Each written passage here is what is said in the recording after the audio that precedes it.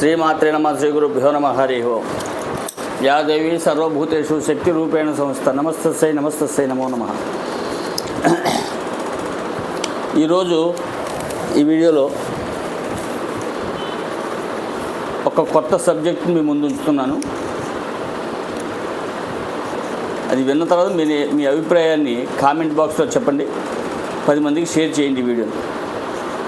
Sachar committee ఇది 2005 మన్మోహన్ సింగ్ గవర్నమెంట్లో చేసినటువంటి చట్టం. అయితే చేయాలనుకున్నాక సాధ్యపడక అట్లా ఆగిపోయింది అది. కానీ చేసి ఉంటే భారతదేశం యొక్క పరిణామాలు వేరే విధంగా ఉండేవి కూడా. అసలు ఈ చట్టంలో ఎంత దారుణంగా వీళ్ళు వర్ణించారో, ఈ చట్టంలో రూపొందించినటువంటి విధానం ఏమిటో ఒకసారి మనం చూసుకున్నట్టయితే మనకి మతి చెడిపోయేటువంటి పరిస్థితి. ఈ దేశంలో ముస్లింలకు కాంగ్రెస్ ఎంతగానో కోరుకుంటుంది, పరిపాలన అంతా ముస్లిమ్స్ చేతుల్లో పెట్టేసి మనం హ్యాపీగా ఉండాలి, ఈ దేశ పౌరులంతా 2వ తరగతి 3వ తరగతి పౌరులుగా చెందాలని వాళ్ళ అభిప్రాయం. సచార్ కమిటీ సుమారు 350 పేజీల నివేదికను ప్రభుత్వానికి అందజేసింది. కమిటీ నివేదిక ప్రకారం ముస్లింలకు, దళిత, ఎస్టీలకు తరగతుల్లో రిజర్వేషన్ కల్పించారు. వాళ్ళకి ముస్లిం పిల్లలకు ఉచితంగా విద్య అందించాలి, ముస్లిం పిల్లలకు పుస్తకాలు, కాపీలు ఉచితంగా అందించాలి. ఎంబీబీఎస్, ఐఐటీల్లో ముస్లింలకు ప్రత్యేక రిజర్వేషన్స్ కల్పించాలి. బ్యాంకులకు ముస్లిమ్స్ ఎటువంటి హామీ లేకుండా రుణం ఇవ్వాలి, మరియు ముస్లింలు ఆ రుణాన్ని తిరిగి చెల్లించలేకపోతే అతనిపై బ్యాంకు ఎటువంటి యాక్షన్ తీసుకునే అవకాశం ఉండదు. ఇది గొప్ప చట్టం అండి. రాష్ట్ర ప్రభుత్వానికి ఉండే కొన్ని బోర్డులు, కార్పొరేషన్లో ఎక్కువ మంది ముస్లిమ్స్ని తీసుకురావడానికి ముస్లిమ్స్కి 30% రిజర్వేషన్స్ కేటాయించారు. ఇవన్నీ కూడా స్టేట్లు కేంద్రం చేసినటువంటి చట్టాన్ని స్టేట్స్ అమలుపరచాలన్నమాట.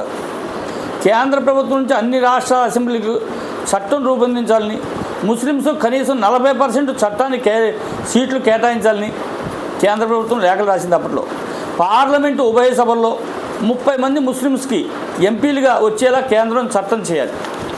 ఇది కమిటీ సచార్ వేసినటువంటి కమిటీలో ఉన్నటువంటి సిఫార్సులో ఉన్నటువంటి నిర్ణయాలు ఇవన్నీ కూడా. ముస్లింలు వ్యాపారం చేసుకోవడానికి ప్రతి నగరంలో ప్రత్యేక పారిశ్రామిక మండలాలు ఏర్పాటు చేయాలి, వారికి ఉచితంగా విద్యుత్ అందించాలి, మరియు వారు తమ వ్యాపారం చేసుకునేలా వారికి 10 సంవత్సరాల పాటు అన్ని పన్నుల నుండి రాయితీలు ఇవ్వాలి, మినహాయింపు ఇవ్వాలి. ముస్లిం యువతలో వివాహానికి ప్రభుత్వం 5 లక్షలు అందించాలి. ప్రతి సంవత్సరం కనీసం 10,000 మంది ముస్లిం పిల్లలకు విదేశాల్లో చదువుకోవడానికి ప్రభుత్వం స్కాలర్షిప్ ఇవ్వాలి. ముస్లిమ్స్కు ఉచిత రుణాలు ఇచ్చే ముస్లిం ప్రాంతాల్లో బ్యాంకులు ఓపెన్ చేయాలి, ముస్లిం కార్పొరేషన్ అని పేరు పెట్టి. ముస్లిమ్స్ కోసం ప్రత్యేక ఐఐటీలు మరియు పాలిటెక్నిక్ కాలేజీలు ఓపెన్ చేయాలి. అందులో ముస్లిం పిల్లలు మాత్రమే చదువుకోవాలి, ఇంకెతరులకు అవకాశం ఉండదు. ముస్లిమ్స్ 20% కంటే ఎక్కువ ఉన్న నియోజకవర్గాల్లో నైనా లోక్సభలో లేదా అసెంబ్లీలోని కోసమైనా దళితులు లేదా గిరిజనులకు నియోజకవర్గాల రిజర్వేషన్స్ చేయకూడదు, కానీ ముస్లిమ్స్కి రిజర్వేషన్స్ చేయాలి. డిఫెన్స్, సివిల్స్ మరియు బ్యాంకింగ్ పరీక్షల కోసం మదర్సా డిగ్రీలు ధృవీకరించడానికి ఏర్పాటు చేయడం. అంటే బ్యాంకుల్లో కానీ, డిఫెన్స్లో కానీ, సివిల్స్లో కానీ వాళ్ళు మదర్సాలు ఇచ్చేటువంటి సర్టిఫికేట్ని వీళ్ళు యాక్సెప్ట్ చేయొచ్చు అనమాట.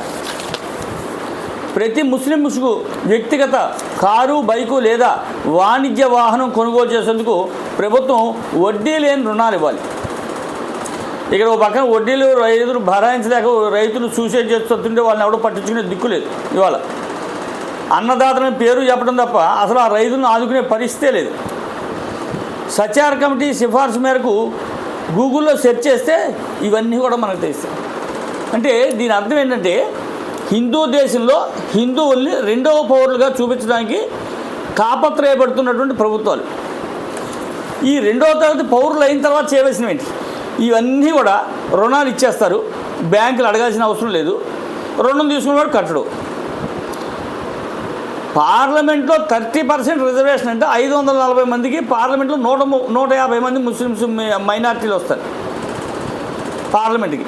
ఇక అప్పుడు భారతదేశంలో ఏ చట్టం చేయడం ఎవరి వల్ల కాదు. ఇక అంటే ఏ విధంగానైనా ఈ దేశాన్ని హిందూ దేశంగా అంగీకరించడానికి వీళ్ళు సిద్ధంగా లేరు.